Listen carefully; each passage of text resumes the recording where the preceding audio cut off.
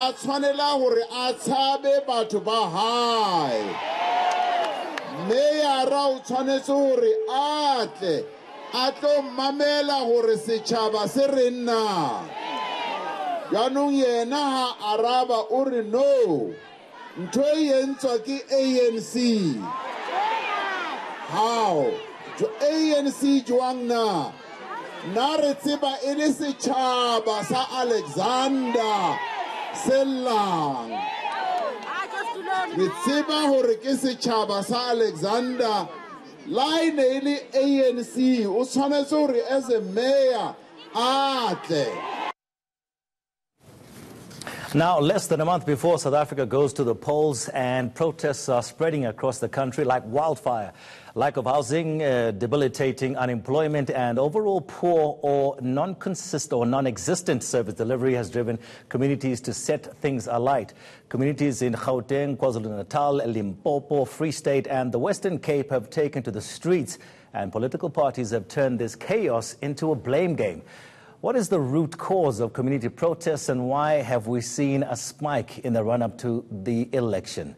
Joining me in studio is University of Johannesburg Senior Researcher in the Department of Sociology, Dr. Trevor Ngwane. Dr. Trevor Ngwane, thank you so much for joining me. Thank you. We've seen a spike in protests during the last month or so. Should we be alarmed as a country? I don't think the protests in themselves should alarm us.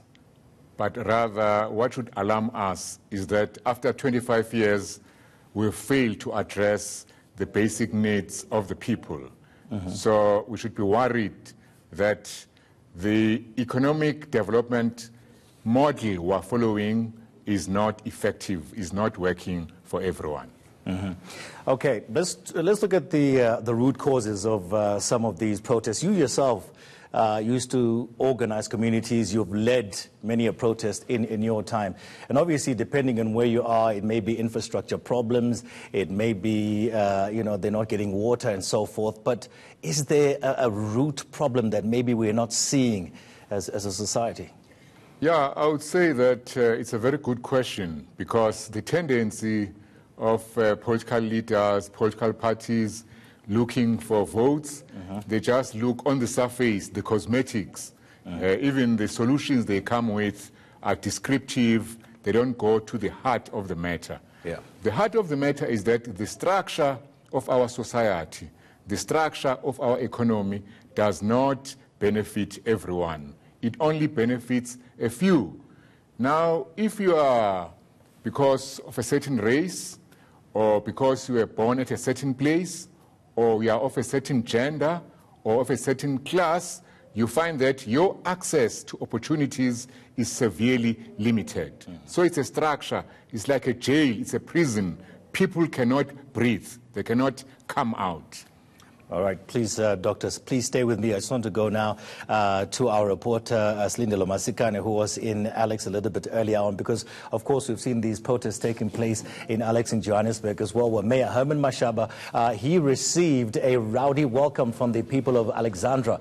Mashaba wasn't given a chance to address the residents and ended up leaving the hall. The community have been protesting for basic service delivery and against illegal structures.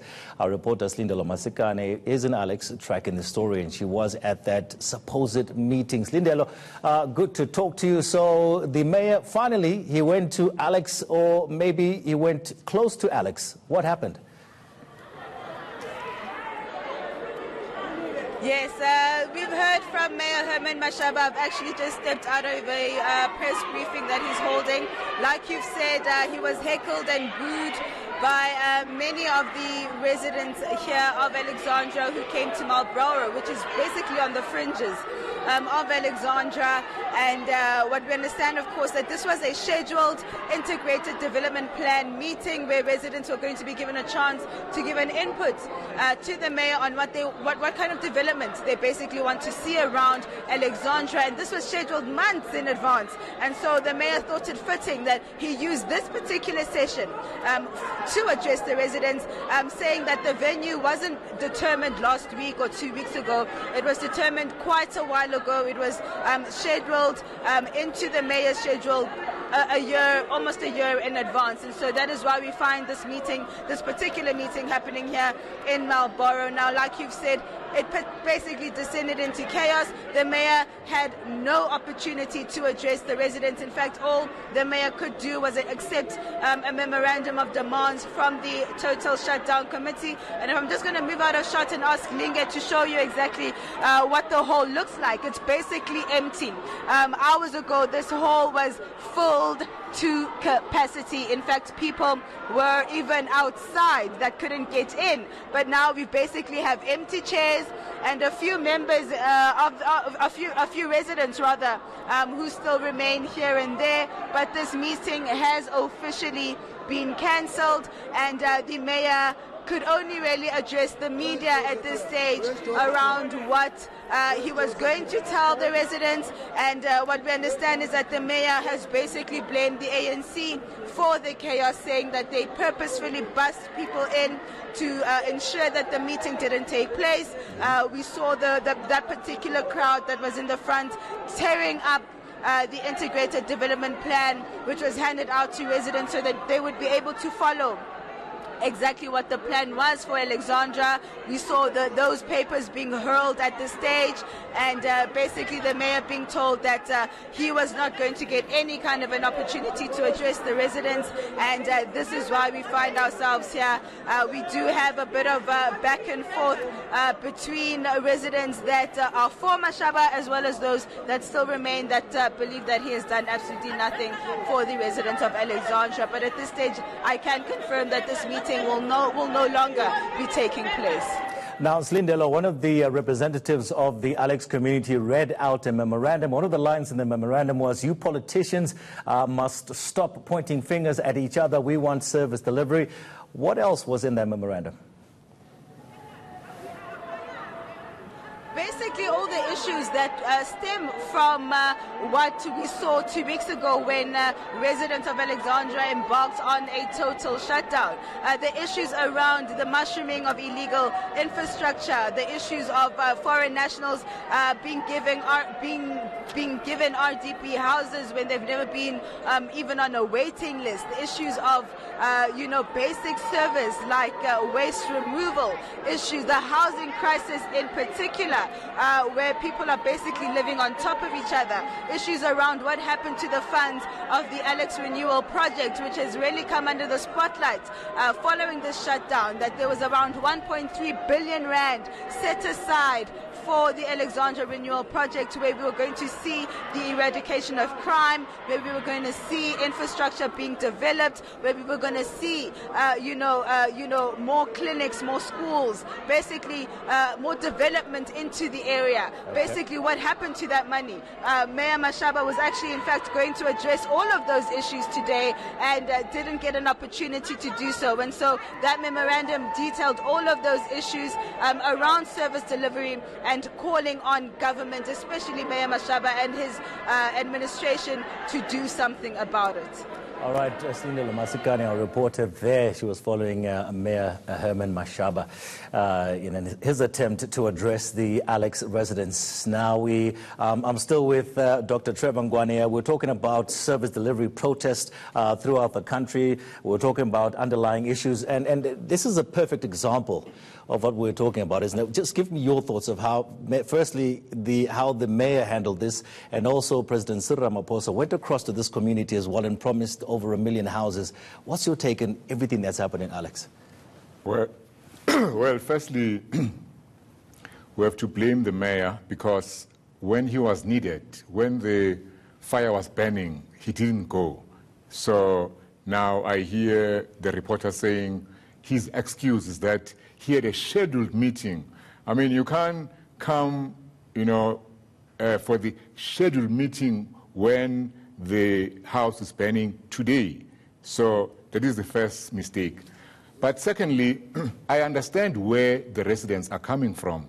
I'm not happy that, they chased Mashaba away, because probably he was coming with a program of deliverables. Yeah, because he's forced to, But look, if the whole president of the country comes to your area and then someone called the mayor comes afterwards, who are you going to respect? So in a way, President Ramaphosa used the opportunity to show up, the lack of power of Mayor Mashaba by coming as the president when he was needed, and the mayor who is responsible. And Ramaphosa kept on saying, he is responsible, but I'm here because he's not coming to you. Doctor, before I let you go, I just want to talk about one of the issues that came out of that many of these communities have also voiced, the issue of maybe foreign nationals, the issue of migration from the rural areas, from many places heading to the city where they think they're going to find jobs and they end up in informal settlements, putting pressure on a lot of maybe the few employment opportunities that are there. Yes, the structure of the economy cannot continue, because the economy was designed to favor a few. I mean, we had the migrant labor system. It still continues. So those are the fundamental issues which must be addressed. For example, the whole of Africa now is capitalist. This means that, those who are suffering will look for greener pastures, either within their own country, maybe from a rural area in Kenya to Nairobi, or from Kenya to South Africa. Also, the guy in the Eastern Cape or KZN is going to come to Johannesburg. The structure of capitalism is unequal. We cannot continue that way in Africa. We have to change. We have to make our economy more egalitarian, more accessible, more user-friendly to the majority of the people. All right, Doctor, thank you so much for your thoughts as we continue to see more service delivery protests taking place across the country. That's a senior researcher, Johannesburg senior researcher in the Department of Sociology at the University of Johannesburg, Dr. Trevor Ngwane. Now, stay with us. Corruption Watch and Right to Know want the findings of the 140 million rand arms deal commission set aside, and President Cyril Ramaphosa has no intention of stopping them either. If they succeed, the political and legal consequences will be significant. We will discuss all this next.